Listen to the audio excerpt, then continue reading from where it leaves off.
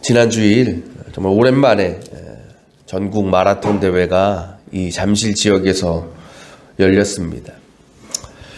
보통 예년 같으면 봄과 가을로 수시로 이제 마라톤을 하는데 주로 이 지역에서 올림픽을 개최했었다 보니까 다 잠실 지역에서 마라톤을 합니다. 거의 한 2년 만에 열리는 마라톤인 것 같아요. 그래서 아마 마라톤 동호회 분들이나 또 선수들이 이 마라톤 대회를 참 기다렸고 또 기대했을 것입니다. 그런데 그들과는 다르게 이 마라톤 대회가 열리게 되면 그 지역에 거주하는 주민들은 참 큰 불편함을 겪습니다. 왜 그럴까요? 이 마라톤 때문에 교통을 다 통제해버리기 때문에 그렇죠. 그러다 보니까 많은 차량들이 이제 통제 구간을 제외한 곳에 몰리다 보니까 극심한 교통정체에 빠지게 돼요. 최대 피해자라고 하면 교회가 되겠죠. 그 지역에 있는 교회들. 그래서 저도 지난 주일에 문정동에서 교회 오는데 보통 한 10분 안 걸려요. 5분에서 10분 걸리는데 30분 걸렸습니다. 30분. 막 속이 터지는 거예요. 짜증도 나고. 근데 여러분, 그렇다고 해서 이 마라톤 때문에 지역 주민들이 불편하다고 해서, 교회들이 불편하다고 해서 교통 통제를 안 할 수 있을까요? 그럴 수는 없을 거예요. 그랬다가는 어떻게 될까요? 사고가 날 거예요. 그래서 마라톤 대회를 하면 반드시 도로를 막고 차량 통행을 금지해야 돼요. 그리고 그 일을 위해서 몇 주 전부터 교통통제에 대한 현수막들을 거리에 붙여놓고 또 당일엔 어때요? 미리 그 준비위원들이, 진행자들이 경기 시작 전에 일찌감치 도로를 막고 금지를 시킵니다. 준비하는 거죠. 미리 준비가 돼 있어야 된다는 거예요. 그래서 경기가 시작이 되었을 때에 모든 구간에 그 레이스에 방해가 될 만한 것들이 하나도 없도록 준비해놔야 되는 거예요. 그래야 그 대회에 참가한 모든 선수들이 사고 없이 안전하게 그 레이스를 마칠 수 있게 되는 거죠. 저는 이와 같은 모습이 주님과 우리와의 관계에서도 반드시 나타나야 되는 것이 아닌가 생각해 보게 됩니다. 우리가 지금 어떤 절기를 보낸다고요? 강림절, 대강절이라고도 하기도 하고 대림절이라고도 얘기도 하죠. 근데 이 강림절을 영어로 표현하면 좀 현수막에도 있지만 어드벤트라고 해요. 근데 어드벤트라는 뜻이 뭐냐? 오다, 도착하다 라는 뜻입니다. 그러니까 강림절은 주님이 우리에게 오시는 것을 기다리고 소망하는 날이에요. 근데 그 기다림에는 두 가지 의미가 있을 거예요. 하나는 앞으로 다시 이 땅에 재림하실 주님, 그래서 하나님 나라를 완성하실 주님에 대한 기다림일 것이고, 또 하나는 지금 우리의 마음과 우리의 영혼 가운데 임재하시는 그 주님에 대한 기다림일 것입니다. 여러분, 기다림의 목적이 뭐예요? 왜 기다려요? 만나려고 기다리는 거죠. 만나려고. 아무리 기다렸는데 만나지 못한다면 그 기다림은 의미가 있습니까? 없어요. 헛된 것입니다. 우리가 왜 강림절을 기념하며 지키느냐?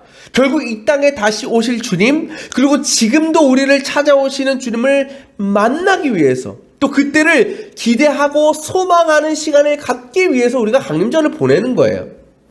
근데 문제는 우리가 주님을 무작정 기다리기만 한다고 해서 우리가 주님을 만나게 되는 것이 아니다라는 겁니다. 다르게 표현하면 주님은 누구에게나 자신을 드러내시고 만나주시지 않는다라는 겁니다. 주님은 누구를 만나주시냐? 자신을 만날 준비가 되어 있는 사람을 만나주신다. 곧 주님을 기다리되 그냥 기다리는 게 아니고 주님이 오실 때 주님을 만날 만한 모든 조건과 준비를 갖추어 놓고 기다리는 자만이 우리를 찾아오시는 주님을 만날 수 있다라는 겁니다. 여러분, 예수님의 탄생은 곧 메시아의 오심은 이미 구약시대에 수많은 예언자들이 선포하고 또 연구한 일이었어요. 우리 지난 시간에 말라기 선지자 이야기도 했지만 수많은 곳에서 예수님 메시아가 오심을 예언하고 있습니다. 그리고 그 일은 이스라엘 백성들에게 소망과 기대가 되는 날이었어요. 왜냐하면 이스라엘 백성들이 어떤 민족이에요? 늘 지배당했잖아요. 억압받았잖아요. 그러니까 이제 메시아가 오면 우리는 회복할 거야. 영광의 때가 올 거야. 라는 기대를 품고 살았어요. 그리고 드디어 하나님께서 누굴 보내십니까? 세례요한을 보내셔서 메시아 오심을 선포하게 하셨죠. 이 메시아의 오심은 오늘 말씀은 그 신약 성경에 다 이제 기록되어 있어요. 마태, 마가, 누가, 요한. 근데 누가복음의 특징이 뭐냐면 다른 복음서와는 달리 이 세례 요한이 출현할 때에 그 시대적인 배경을 함께 기록하고 있어요. 그러니까 오늘 말씀 1절, 2절을 보면 어떤 내용이 나와요? 디베르 황제가 오른지 15째 본디오 빌라도가 총독을 통치하고 분봉왕 누가 누굴 다스리고 분봉왕 누가 어디를 다스리고 이런 내용이 쭉 나오잖아요. 그렇죠? 이게 무슨 의미일까? 그러니까 이것이 뭐냐? 세례 요한이 세상에 등장했을 그 시기가 그 민족에 속한 모든 곳들이 누구의 지배 아래에 있는 거예요? 로마 제국의 지배 아래 있었을 때라는 것을 가르쳐 주는 겁니다. 곧 그때의 온 세상의 중심을 어디로 돌아가? 로마 제국으로 돌아가는 거예요. 로마 제국이 통치하는 걸. 그런 세상에 하나님께서 세례 요한을 보내셔서 메시아 오심을 선포하셨다. 이것은 이제는 로마가 아니라 황제가 아니라 예수 그리스도를 중심으로 역사가 전환될 것에 대한 하나님의 선포이기도 하였다는 겁니다. 그렇게 이제 다시 시작될, 새롭게 시작될 새로운 시대에 나타날 새로운 역사가 무엇인가? 세례 요한이 이렇게 얘기합니다. 3장 6절에 이렇게 얘기하죠. 모든 사람이 하나님의 구원을 보게 될 것이다. 곧 하나님께서 메시아를 보내신 목적이 뭐냐? 온 민족이 구원에 이르게 하기 위해서. 근데 여러분, 분명한 것은 메시아가 오셨다고 해서 온 땅이 구원받습니까? 단지 메시아가 오셨다고 해서 온 땅에 구원이 임합니까? 아니다. 말씀드린 것처럼 누가 구원받아요? 메시아로 오신 그 주님을 만나야 되는, 만나는 사람이 구원받는 거예요. 근데 누구나 그 메시아를 만날 수 없다고 말씀드렸죠. 어떤 사람? 준비가 되어 있는 사람. 그 사람만이 주님을 만나고 구원받을 수 있다라는 겁니다. 오늘 세례 요한은 세상을 향해서, 이스라엘 백성들을 향해서 무엇을 준비하고 있어야 주님을 만날 수 있는지, 그래서 하나님의 구원의 약속을 성취할 수 있는지를 가르쳐주고 있어요. 근데 이것은 비단 세례 요한 당시에 이스라엘 백성들에게만 해당되는 말씀이 아닙니다. 왜? 2000년 전 이 땅에 구세주로 오신 예수님은 부활 승천하시고 언젠가는 다시 이 땅에 오실 것이기 때문에, 또 지금도 우리를 찾아오셔서 우리의 삶과 영혼을 회복하시고 구원하시기를 원하시기 때문에, 그렇다면 우리도 준비가 되어 있어야 된다는 거예요. 우리도. 그렇다면 우리가 무엇으로 이 땅에 오시는, 또 우리 안에 들어오시는 주님을 만날 준비를 할 수 있을까라는 것을 오늘 세례 요한은 가르쳐주고 있는 겁니다. 오늘 말씀 보면 세례 요한은 주님께서 우리에게 오시는 뭐가 있다고 얘기하냐면 길이 있다라고 얘기합니다. 길이라는 거는 우리가 어디로 이동할 때에 너무나 중요한 것이죠. 그리고 세상에는 수많은 길이 있죠. 근데 여러분, 그 수많은 길들이 다 똑같은 조건, 똑같은 상황을 갖추고 있습니까? 아니에요. 다 달라요. 그러니까 우리가 어떤 길을 선택하느냐에 따라서 그 목적지까지 가는 시간이나 거리가 달라요. 그렇죠? 근데 대부분 사람들은 어떤 길을 선택할까요? 빠른 길을 선택하죠. 예를 들어 서울에서 부산을 간다? 거의 모든 사람들이 뭘 타? 고속도로를 타죠. 왜 고속도로를 탑니까? 고속도로 타면 돈 내잖아. 부산까지 가면 한 10,000원 가까이 내요. 아까워. 그럼에도 꼭 고속도로를 타요. 왜 고속도로를 타요? 이유는 하나예요. 빠른 길이기 때문에. 그렇다면 왜 고속도로가 빠릅니까? 이유가 여러 가지 요인이 있어요. 첫째는 고속도로는 거의 일자로 뻗어 있죠. 돌지 않아요. 뻗어 있어요. 그리고 그 고속도로에는 차량의 주행을 방해할 만한 장애물들이 거의 없어요. 신호등도 없고요. 방지턱도 없고요. 스쿨존도 없어요. 아우, 요새 스쿨존 너무 많아져가지고 뭐 지켜야 되겠지만 그래요. 그 세례 요한은 비교하자면 주님께서 우리에게 오시는 길도 이와 같아야 된다라고 말하는 것입니다. 곧 예수님께서 오시는 그 길에 어떤 장애물이 될 만한 것, 방해가 될 만한 것들이 없어야 된다라고 말하고 있는 거예요. 그 일을 위해서 세례 요한이 우리에게 이렇게 명령합니다. 우리 4절 한번 볼까요? 4절 이렇게 얘기하죠. 뒤에 부분 보면 너희는 주님의 길을 예비하고, 그 다음 뭐라 그래요? 그 길을 곧게 하여라. 주님이 오시는 길이 어떻게 된다고? 곧아야 된다. 그러면서 우리가 어떻게 그 길을 곧게 할 수 있는지를 이어지는 말씀에서 설명해 주고 있는 것입니다. 먼저 뭐라고 얘기합니까? 모든 골짜기는 메우고. 앞에 그 말씀 틀어주시겠어요? 네. 5절에 보면 뭐라? 첫 번째, 모든 골짜기는 메우래요. 다 상징적인 비유적인 의미죠. 골짜기는 무엇일까요? 골짜기는 보통 산과 산 사이에 흐르지요. 그러니까 산과 산을 구분짓는 게 골짜기예요. 그렇게 양쪽의 산들은 골짜기로 인해서 어떻게 되는 거야? 단절되게 된 거죠. 갈라지게 된 거예요. 그 골짜기가 없으면 그 산은 하나로 이어질 수 있지만 골짜기 때문에 하나 되지 못하는 거예요. 그렇다면 오늘 말씀의 골짜기는 뭐냐? 하나님과 우리 사이를 갈라놓는 세상적인 유혹과 시험들을 말하는 거예요. 우리가 언제 주님과의 관계가 깨어져요? 언제 주님과 가장 멀어집니까? 여러분 돌아보면 우리가 하나님보다 세상 일을 더 중요하게 여길 때 그래요. 사탄이 우리에게 늘 어떤 시험을 해요? 우리 안에 하나님이 아니라 세상의 생각을 심어줘요. 세상의 기준을 심어줘요. 그리고 그걸 따라 살게 하는 겁니다. 그렇게 세상이라는 골짜기를 우리 안에 만들어서 하나님과 우리 사이를 갈라놓아 버린다는 거예요. 그래서 많은 그리스도인들이 세상적이고 인간적인 유익과 만족을 쫓느라 예배하지 못하고 믿음을 지키지 못하고 하나님을 떠나게 되는 겁니다. 세례 요한은 오늘 그렇게 우리와 하나님 사이를 갈라놓는 그 죄의 골짜기를 어떻게 하라? 어떻게 하라고요? 메우라 라고 얘기하는 거예요. 그렇지 않으면 그 골짜기는 점점점 넓어질 것이기 때문에, 그래서 더 이상 하나님을 만날 수 없을 상태에 이를 수 있기 때문에 그 즉시 메우라라는 거예요. 지금 여러분과 하나님 사이 관계를 한번 돌이켜 보시길 바랍니다. 그 사이를 가로막는 어떤 골짜기가 있습니까? 그렇다면 우리는 그것을 메워야 돼요. 순종이라는 흙더미로, 믿음이라는 흙더미로, 말씀이라는 흙더미로, 기도라는 흙더미로 그 골짜기를 막고 주님께로 나아갈 수 있는 길을 만들어야 된다는 겁니다. 이어서 세례 요한은 말합니다. 모든 산과 언덕은 어떻게 해라? 평평하게 해라. 여기서 말하는 산과 언덕은 한마디로 교만을 얘기해요. 교만. 하나님께서 가장 싫어하시는 죄, 교만이죠.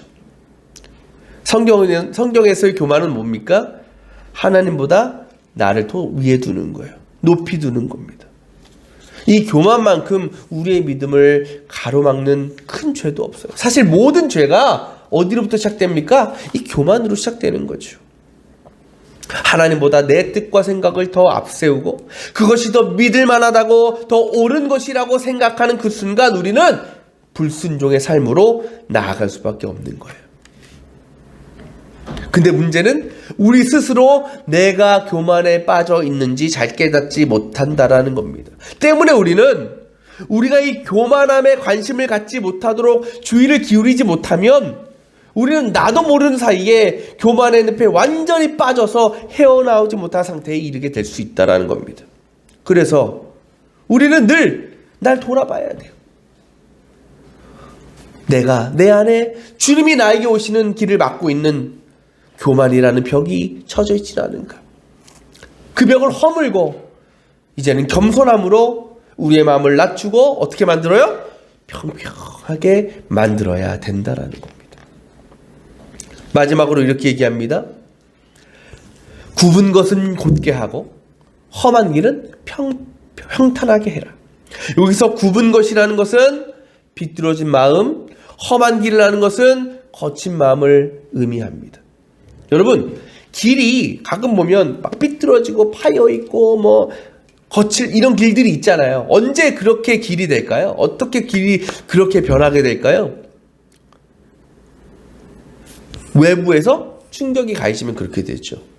그래서 뭐 지진을 만나거나 산사태를 만나거나 이렇게 되면 아무리 고다졌던 길이라도 무너져 내리고 엉망진창이 되어져도, 그래서 도저히 지나갈 수 없는 험한 길이 되어버린다는 겁니다. 근데 우리의 마음도 이와 같을 때가 있어요. 여러 가지 상황 때문에, 우리가 만나는 환경 때문에, 우리의 현실 때문에 우리의 마음이 어떻게 된다? 삐뚤어지고 갈라져 버리고 거칠어진다라는 겁니다. 그렇게 마음이 삐뚤어지면, 그렇게 마음이 거칠어지면요, 어떤 모습이 나타나는 줄 아십니까? 다른 사람들을 있는 그대로 받아들이질 못해요. 그래서 무슨 말을 하든 무슨 행동을 하든 그 마음 그대로 삐딱하게 바라봐요. 삐딱하게 판단해요. 내 마음대로 상대방의 뜻을 왜곡해버려요.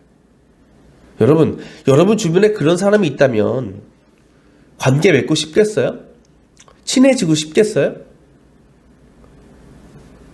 아니잖아요, 인간적으로. 그렇죠? 마음이 삐뚤어지고 생각이 삐뚤어진 사람은 만나기 싫어요. 대화 한마디 나누기도 싫은 거예요. 근데 이것이 비단 사람과의 문제에만 있는 것이 아니다라는 거예요.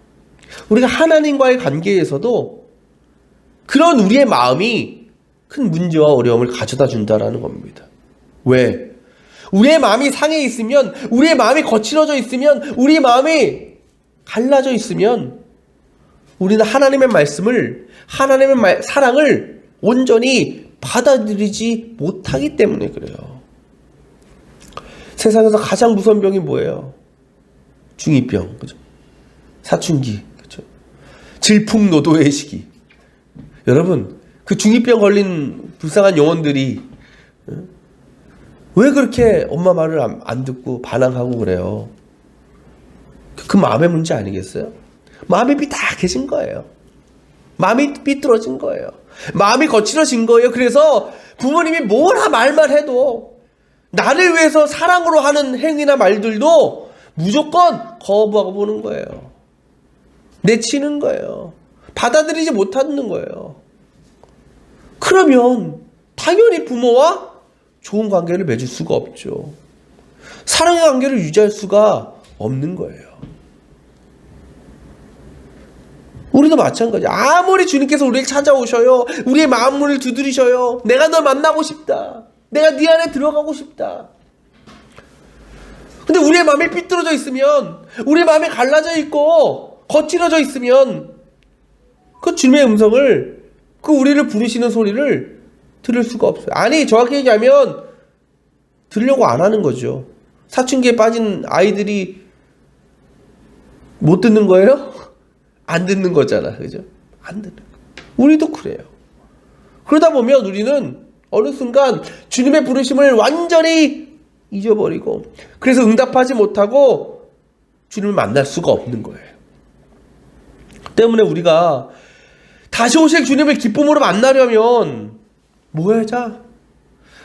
주님 앞에 우리의 상하고 거칠어진 우리의 심령과 마음을 내어놓아야 되는 거예요. 더 나아가서 주님 앞에, 주님, 내 마음을 치유해 주세요. 내 마음을 회복해 주세요. 내 마음을 다시 주님의 마음으로 변화시켜 주세요. 기도해야 돼요. 그러면 성령께서 우리의 마음을 언제라도 주님을 만날 수 있는 온유하고 부드러운 마음으로 변화시켜 주시는 거예요. 혹시 여러분, 하나님의 말씀이 또는 저의 설교가 여러분 마음에 와닿지가 않습니까? 별로 깨달음이 없습니까? 제가 설교를 못해서가 아니에요. 여러분 마음을 돌아보시길 바랍니다. 내 마음이 삐뚤어져 있어서, 내 마음이 거칠어지고 갈라져 있어서 내가 하나님의 말씀을 온전히 받아들이지 못하고 있는 거, 있지는 않은 거. 그렇죠? 여러분, 2000년 전 이 땅에 오신 주님은 부활 승천하시고 나서 다시 우리에게 오실 준비를 하고 계십니다. 그때 우리가 그 오시는 주님을 만나게 되면 영원한 천국의 영광을 누리게 되겠지만, 오늘 말씀처럼 하나님의 구원을 보게 될 것이지만, 그렇지 못한다면 우린 영원히 사망의 고통에 빠지게 될 것입니다. 오늘 주님은 세례 요한을 통해서 그 다시 오실 주님을 만날 수 있는 사람이 누구인가 분명히 가르쳐주고 계십니다. 그러면서 우리도 그렇게 주님이 오시는 길을 준비하는 자로서 마지막 때에 하나님 나라의 영광에 동참하기를 원하고 계십니다. 우리가 어떻게 그 주님의 오시는 길을 곧게 할 수 있다고요? 준비할 수 있다고요? 그 길을 곧게 하는 것. 이 시간 우리 자신을 한번 돌아보시길 바랍니다. 우리의 믿음의 현실을, 삶의 모습을 돌아보시길 바랍니다. 나는 과연 주님께서 지금 오신다고 하면 주님께서 편안하게 오실 만한, 그 주님을 만날 만한 고든 길을 만들어 놓고 있는가? 혹시 여전히 메워지지 않은 세상이라는 골짜기가 주님이 오시는 그 길을 가로막고 있지는 않은가? 또는 교만한 우리의 삶과 거칠고 상한 심령으로 인해서 오히려 구원이 아니라, 하나님이 아니라 저주와 심판으로 가는 길을 더 곧게 만들고 있지는 않는가? 우리는 지금 강림절을 보내고 있습니다. 이 시간은 그냥 흘러 지나가는, 강림절이구나 라는 생각만으로 지나가 버리는 기간이 되지 않았으면 좋겠습니다. 이 시간 동안 우리 안에 수많은 죄의 문제들, 특별히 교만함과 또 여러 가지 이유로 패이고 깎여서 울퉁불퉁해버린 우리의 마음이, 우리의 심령이, 우리의 영혼이 이미 우리의 안에 거하고 계시는 성령의 능력으로 깨끗하고 거룩하고 곧게 변화되어지기를 바랍니다. 그래서 언제 주님이 오시더라도 기쁨으로 그분을 맞이하고 주님께서 예비하신 영원한 구원의 영광에 참여할 수 있을 만한 그런 복된 믿음의 삶을 살아가겠다고 결단하는 올해 강림절이 되시기를 축원합니다.